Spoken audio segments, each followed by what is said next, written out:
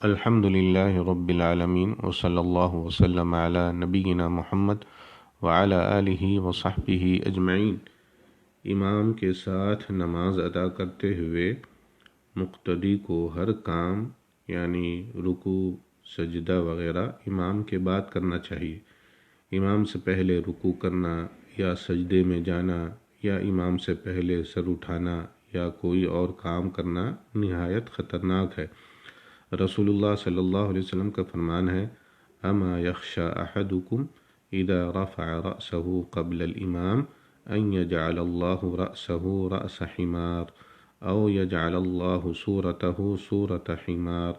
کیا تمہارا ایک آدمی جب اپنا سر امام سے پہلے اٹھاتا ہے اس بات سے نہیں ڈرتا کہ اللہ تعالیٰ اس کے سر کو گدھے کا سر بنا دے یا اللہ اس کی صورت کو گدھے کی صورت میں بدل دے؟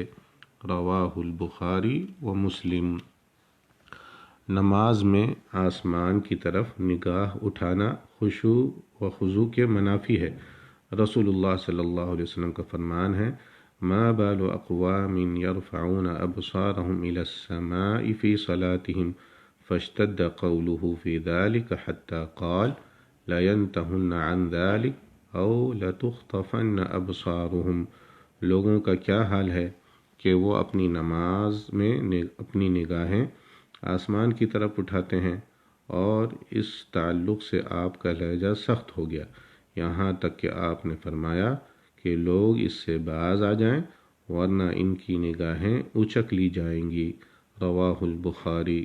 واللہ تعالی اعلم۔ السلام علیکم ورحمۃ اللہ وبرکاتہ۔